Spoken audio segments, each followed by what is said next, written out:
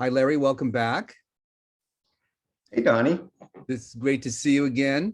And we are going on with our conversation that we started last time. We've already done one recording talking about these changes in the Bear Chest calendar. In our first recording that we did, that's on the alumni page, we talked about why this decision was made, the background to that, the decision, of course, to separate from PRC. So we'll continue the conversation now. So the next question that seems to be on people's minds is, okay, so we're separate now from the PRC, but what does that mean? So for example, first question might be is, well, who holds the Bear Chest calendar now? Who owns it, or what's the structure? Maybe we can talk about that a bit. Yeah. Sure. That's a really good question. So sort of the answer, if we go back to like July of 2020, which was, around the time that Cal left PRC, and, that was the trigger point to get all these things in motion. What we did is we registered a domestic nonprofit corporation with the state of California.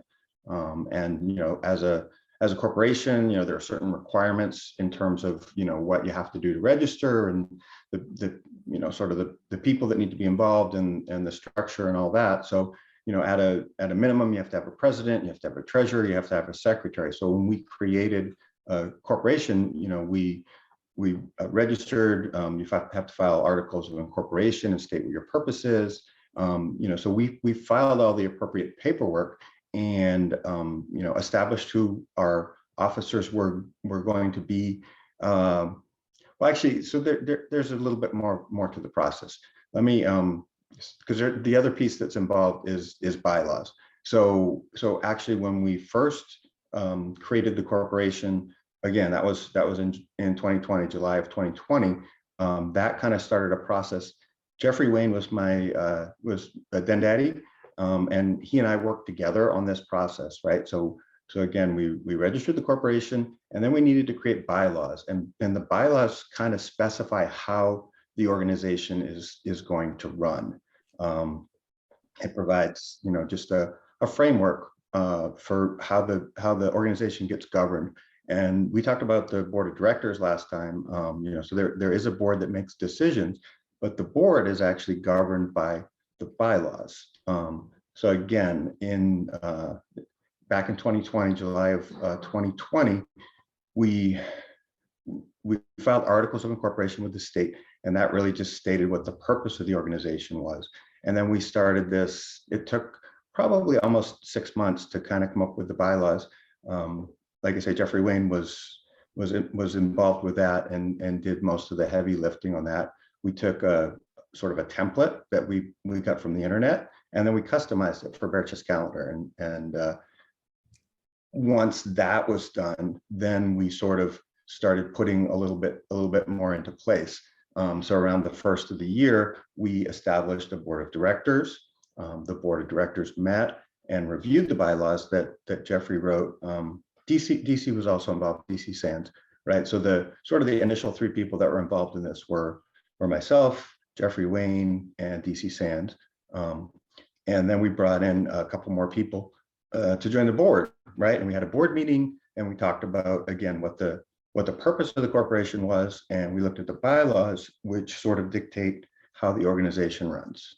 So does that all kind of make sense? Yeah.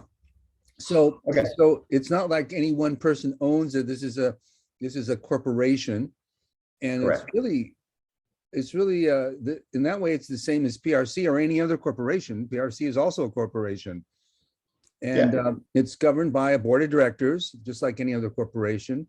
And that board of directors are governed by the bylaws, kind of the rules for engagement, shall we say?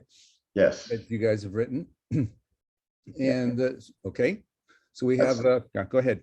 I was going to say that that's a really great way to summarize all that. So anyway, so thanks for kind of clarifying that. But again, there's no single individual that owns BCC. We are our own organization, our own entity, and as you said, the board of directors provide governance, and governance is really the direction that the corporation is going to go. They make major decisions.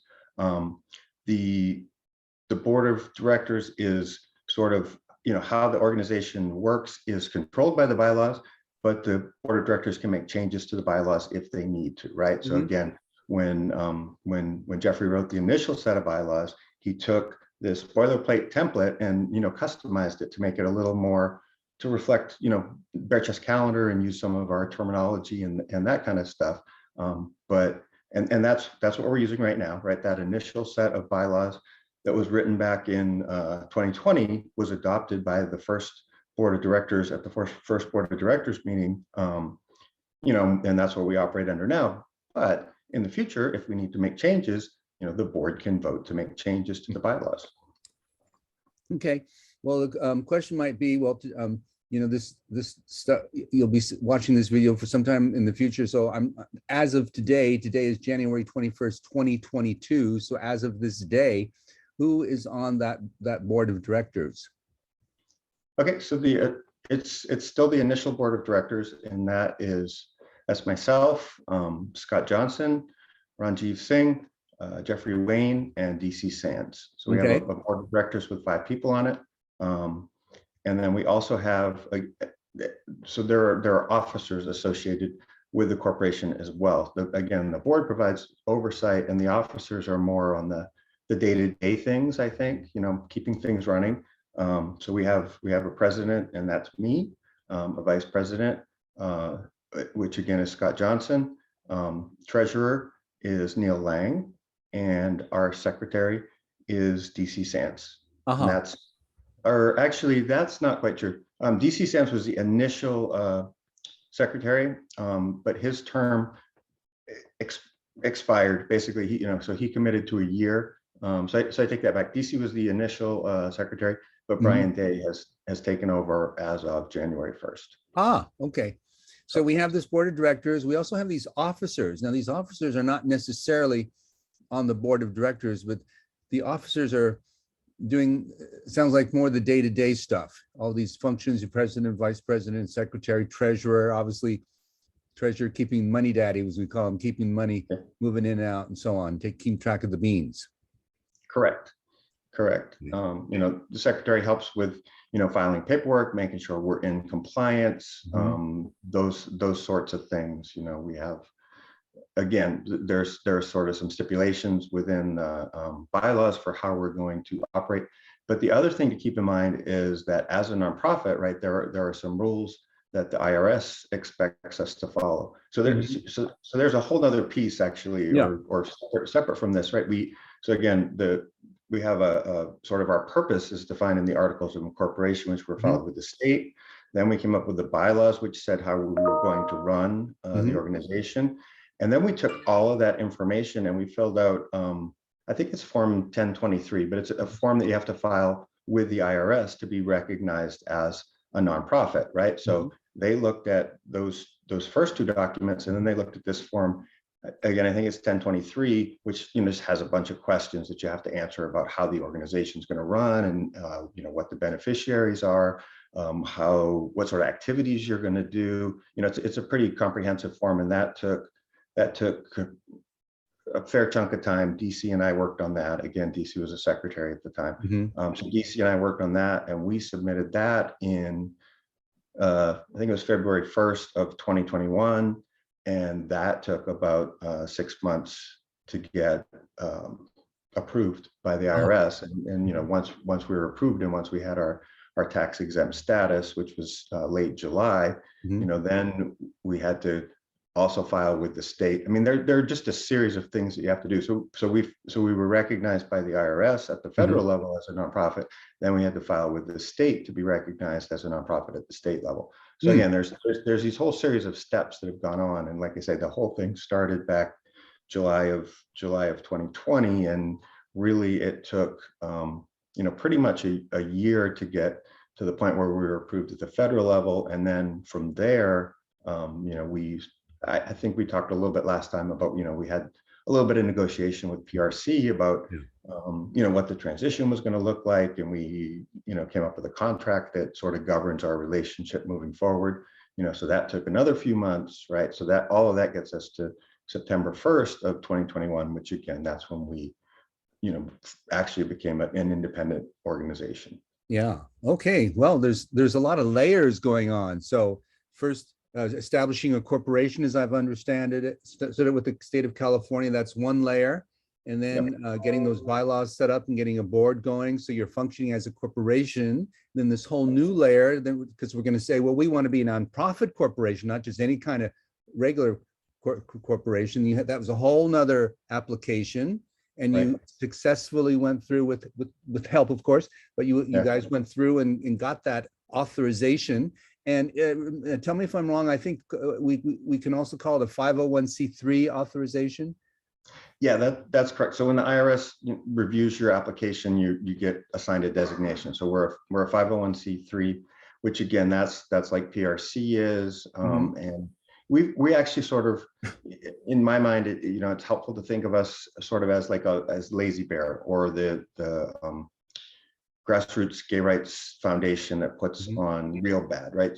So because PRC provides services, Veritas Calendar is not going to provide services. We're just going to raise money that we give to other agencies. And again, that's defined in our articles of incorporation, which basically just says that we're a fundraising organization that raises money to support the LGBTQ community, right? So again, I kind of feel like we're sort of on the lines of Lazy Bear, which I think people are familiar with. So fundraisers are there's that, So I think the bottom line that people should just rest assured in, if I'm correct, is the Veritas Calendar is a full-blown nonprofit, and we can accept checks and money, and it's all deductible according to the IRS laws, whatever people's deductions rules are for them personally. But it's just as deductible as if you wrote a check to Red Cross or PRC or any other nonprofit that you might know of. Absolutely, send those checks. Send checks. Send checks. And so that opens up sort of a whole new range of things for us. And this may be more detailed than people want, but cut me off if I get too boring. Okay. But as a nonprofit, as our own nonprofit, we've registered with Google Workspaces and with Salesforce, right? We have access to tools that we can use to run the business and manage the business. That are free or mostly free, right? So again, being our own nonprofit is a good thing. It also allows us, and I did some the more you know posts in the alumni group, but one of the things I posted about is, if you want to set up a fundraiser on Facebook with Veritas Calendar as a beneficiary, that's possible now. If you want to, a lot of people use smile.amazon.com. Right, and they give 0.5% of your purchases to the charity of your choice, right? So we're now an option there. We're listed on the GuideStar website, right? So people can go there and make direct donations. So again, we are, we're a small sort of just getting started nonprofit, but we're a full-fledged nonprofit, and you can do any of the things with us really that you could do with PRC, and as you mentioned, it's all tax deductible. And well, that's really amazing. I'm glad we're interviewing you, because I didn't know that about that Smile thing on Amazon. I mean, that's like painless. I'm buying stuff on Amazon anyway. So right. Well, good. I sort of feel like that's a good amount of information for now. Not that there's not more to talk about, but we just, I think that's a good piece.